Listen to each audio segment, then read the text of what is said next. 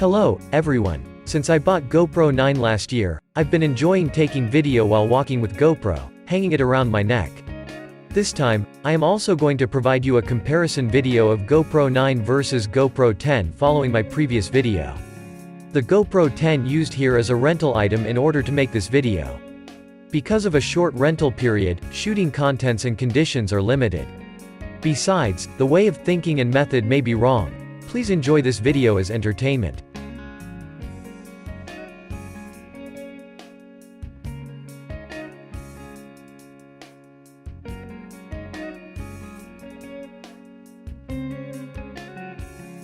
GoPro itself hasn't released, but some third parties have released parts-related information for GoPro 9 and 10. The quotation is also posted in the summary column below. This comparison of his GoPro 9 and 10 was created by picking up only the parts related to this video. The same CMOS sensor is used. I expected that GoPro 10 equipped larger size sensor than 9.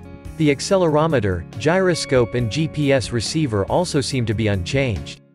F-value seems to be updated from 2.8 to 2.5. It is not determined only by the F-value, but this F-value suggests that the optical lens system are brighter in GoPro 10.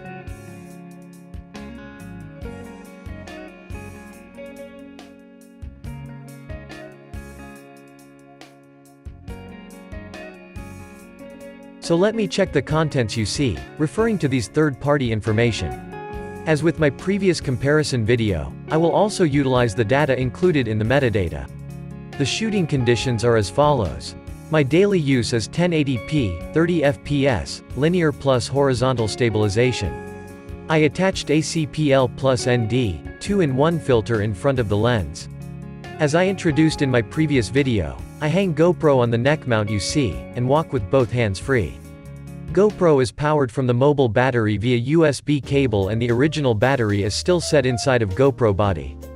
I also used the data from this time warp video to check the internal temperature.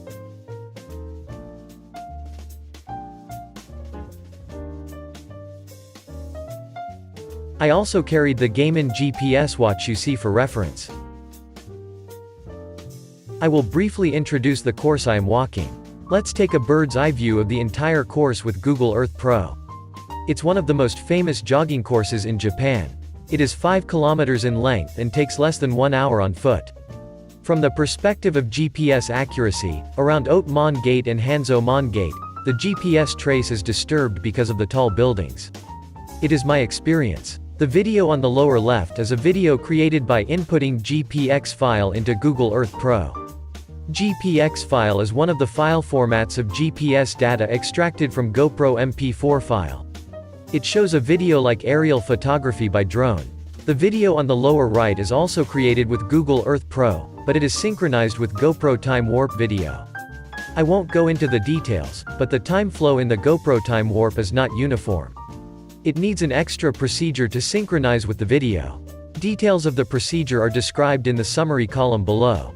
Due to the non-uniform time flow, GoPro 9 and GoPro 10 swapped heads several times as if they were in a road race.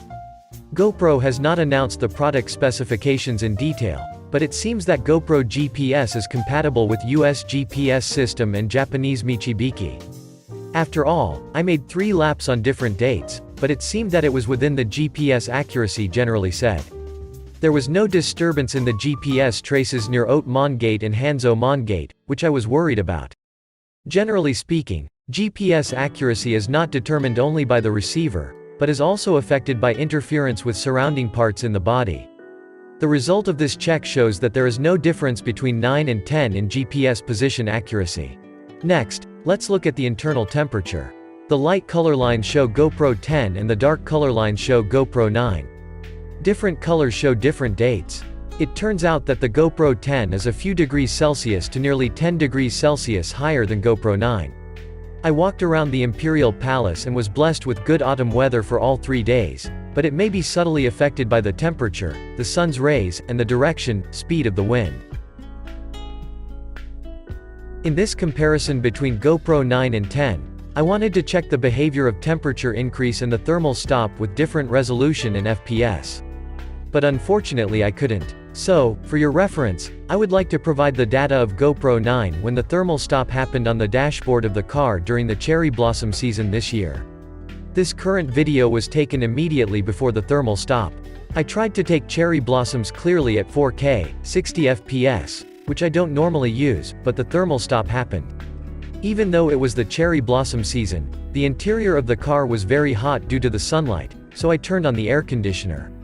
I changed the setting to 1080p, 30 FPS in a hurry after the thermal stop. Shooting resumed about 1 minute after the thermal stop. This graph shows the timeline from 4K, 60 FPS start up, the thermal stop, the setting change to the resumption of 1080p and 30 FPS.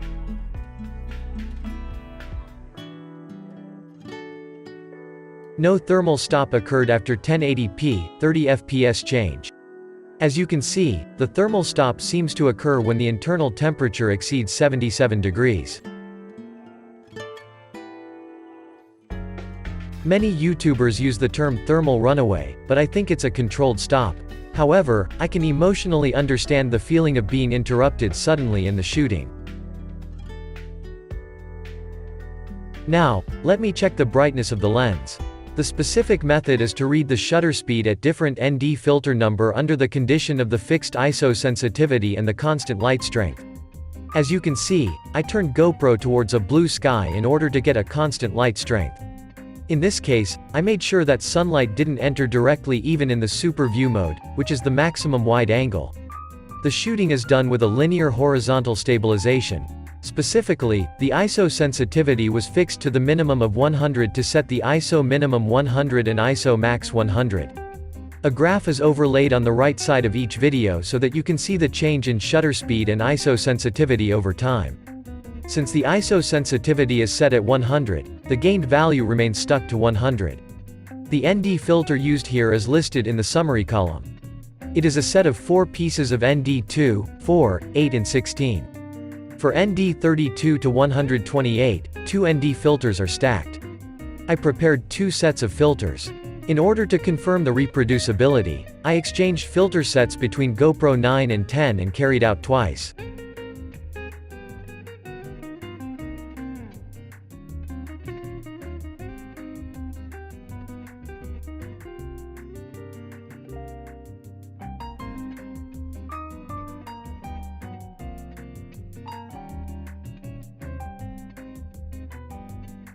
I made a graph of the results.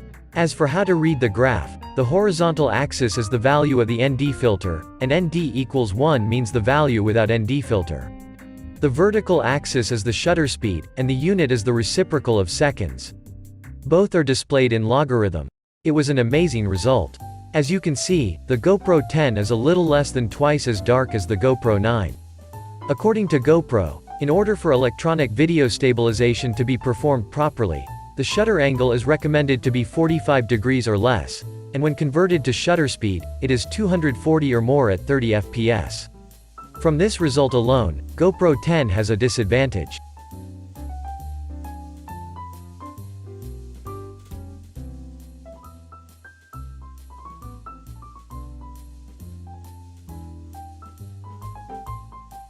If you have both 9 and 10, I'd appreciate it if you could check the brightness and comment below.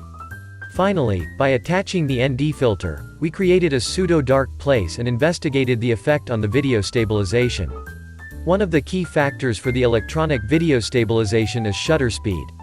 I monitored the shutter speed with my own made gauge, which was introduced in my previous video. First, there is no ND filter. The ISO sensitivity sticks to the lowest 100, the shutter speed is around 2000 for 9 and 1300 for 10. There is already a difference in shutter speed between 9 and 10 without ND filter. The green GoPro object is cropping GoPro introduced in my previous video. It expresses the orientation of virtual GoPro cropping the direction for the video stabilization. It's ND 16. ISO sticks to 400 set by ISO max. There is also a difference in shutter speed between 9 and 10.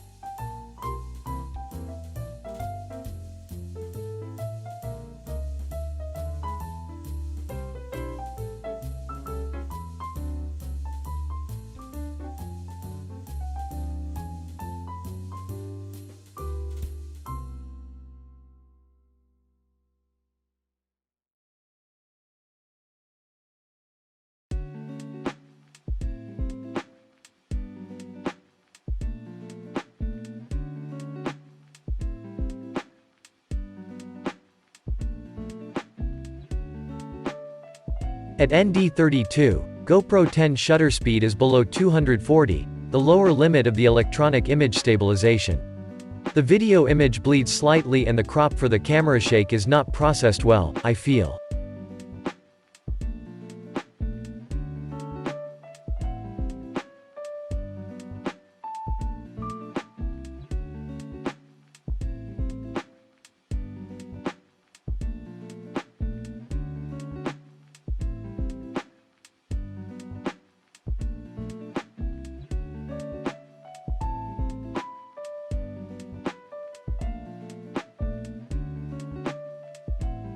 At ND64, the GoPro 9 shutter speed is getting below 240.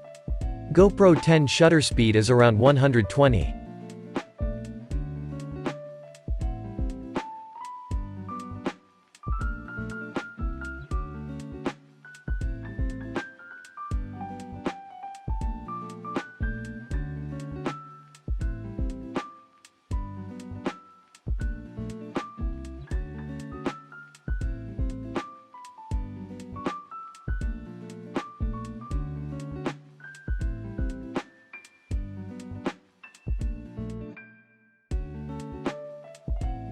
Finally, I summarized the results.